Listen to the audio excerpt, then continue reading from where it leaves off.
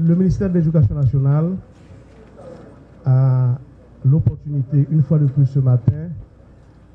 de saluer, au nom du gouvernement haïtien, la coopération historique entre l'Union européenne et Haïti, particulièrement au niveau du secteur social, l'éducation. Mais le projet du jour qui touche l'éducation est aussi un projet de développement social et économique. Parce qu'au niveau des trois composantes du projet, il s'agit non seulement d'appuyer la transformation du système éducatif en ce qui concerne une augmentation, un renforcement de l'accès de la qualité par la construction de centaines de salles de classe, pour un projet qui va toucher environ 300 000 élèves dans 2 départements, dans 2 régions du pays, le Grand Sud, suite à tous les désastres naturels, une zone très exposée au changement climatique depuis le cyclone Mathieu et récemment le tremblement de terre. Donc il s'agira d'un appui très important au projet de reconstruction que le gouvernement a initié avec l'appui de l'ensemble des bailleurs de fonds pour appuyer la reconstruction du secteur de l'éducation affecté par bon nombre de désastres naturels. Le gouvernement, à travers le ministère de l'Éducation nationale aussi, le ministère des Finances, nous sommes très sensibles à l'écoute active durant la période où on a designé le projet, parce que ce ne seront pas des salles de classe comme à l'ordinaire, ce seront des salles de classe qui tiendront compte et qui seront résilients par rapport aux différents désastres. Et je crois que ceci tombe après nommé, dans la mesure où le gouvernement, à travers le Fonds national d'éducation, est en train de mettre les bouchées doubles pour finaliser la construction de plusieurs dizaines d'établissements. Et ceci va appuyer, aider énormément. Une des autres composantes essentielles du projet aussi, c'est tout ce qui est renforcement de la gouvernance administrative pour appuyer le ministère, notamment dans un des défis majeurs, c'est avoir des données pratiques, en particulier ce que nous appelons le système d'information de gestion de l'éducation, qui permet,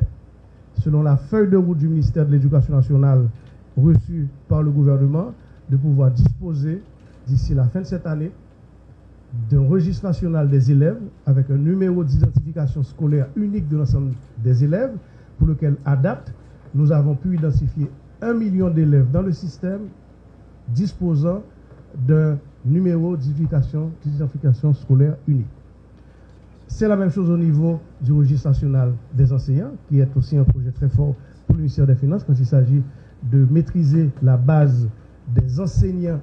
tant du secteur public que du secteur privé de l'éducation. C'est une avancée majeure. Donc c'est un support aussi pour ceci, sans compter le registre national des écoles. Mais ce projet aussi vise un des départements très importants, et le ministre des Finances en a parlé récemment, qui est important quand on parle du Grand Nord, le Nord et le Nord-Est, parce qu'il y a tout un volet qui concerne la formation technique et professionnelle dans le département du Nord-Est en particulier, pour appuyer un certain nombre d'écoles professionnelles existantes avec des partenaires locaux du secteur privé,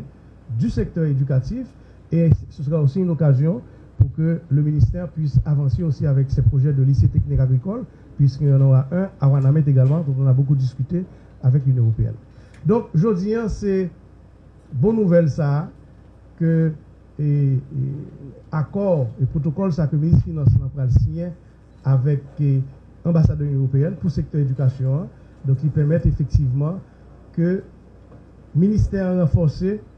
non seulement urgence que l'a géré, mais surtout transformation et réforme curriculum que l'a fait. C'est avec un plaisir renouvelé que je m'adresse à vous à l'occasion de la signature de la convention de financement relative au programme Éducation pour vivre ensemble entre la République d'Haïti et l'Union européenne pour un montant de 18 millions d'euros. Cet événement qui nous réunit aujourd'hui témoigne sans embâche de la ferme volonté de l'Union européenne d'accompagner le peuple haïtien dans sa quête de développement. Il nous donne l'occasion de saluer l'excellente relation de partenariat qui existe entre la République d'Haïti et l'Union européenne. Je voudrais adresser mes salutations et mes remerciements à l'ensemble de l'assistance pour avoir répondu à notre invitation. Je saisis cette opportunité pour exprimer aussi mes remerciements à mon homologue et ami, le ministre de l'Éducation nationale et de la formation professionnelle, pour la franche et fructueuse collaboration entre nos deux ministères, particulièrement lors de la préparation de cette convention de financement. Cette signature intervient après de multiples échanges techniques entre le ministère de l'Éducation nationale et la formation professionnelle, la délégation de l'Union européenne et d'autres parties prenantes dans le cadre de la préparation de ce projet. Je me réjouis de l'appropriation de ce programme par le ministère de l'Éducation nationale et de la formation professionnelle et c'est le moment d'exprimer toutes mes reconnaissances à son endroit. Mesdames, Messieurs, le renforcement de la gouvernance de l'éducation à tous les niveaux, y compris la formation professionnelle, demeure l'une des priorités du gouvernement qui est conscient du rôle prépondérant de l'éducation en tant que facteur déterminant de prospérité, d'épanouissement des populations et de consolidation de l'unité nationale. Le programme d'éducation pour vivre ensemble vise entre autres à améliorer l'accès à une éducation de base de qualité, à renforcer les capacités dans la gestion du secteur de l'éducation à travers le développement des infrastructures scolaires et à soutenir le programme de formation technique et professionnelle. Ce programme s'inscrit dans le cadre des efforts du gouvernement visant à améliorer la résilience sociale et communautaire à travers le pays, notamment dans les zones frappées par le tremblement de terre du 14 août 2021. Et ici, nous faisons allusion à la péninsule sud. Il s'agira aussi pour le gouvernement, à travers ce programme, de renforcer la résilience des écoles face au choc climatique et de faciliter l'accès des jeunes à des compétences techniques et professionnelles nécessaires à l'emploi et à l'entrepreneuriat, tout en améliorant l'accès et la qualité des services de l'éducation. Mesdames, Messieurs, l'objectif de développement assigné à ce programme sera atteint à travers le renforcement de la gouvernance et le pilotage du système éducatif, l'amélioration et la sécurisation de l'accès à l'éducation dans la zone affectée par le séisme avec attention particulière aux filles, l'amélioration des compétences techniques et non techniques acquises par les bénéficiaires de la formation technico-professionnelle FTP pour le marché du travail. En accordant ce financement, l'Union européenne et les États membres, par l'entremise de l'initiative Team Europe, manifestent au gouvernement leur soutien dans la mise en œuvre du plan de relèvement de la péninsule sud et des politiques sectorielles de l'éducation. Ce financement vient une fois de plus renforcer les acquis multiformes de l'Union européenne en faveur du peuple haïtien dans un contexte de crise multidimensionnelle avec des conséquences très néfastes sur le plan éducatif. Le gouvernement entend ici réaffirmer l'importance de l'éducation comme pierre angulaire pour le développement durable et la cohésion sociale en Haïti. On travaille maintenant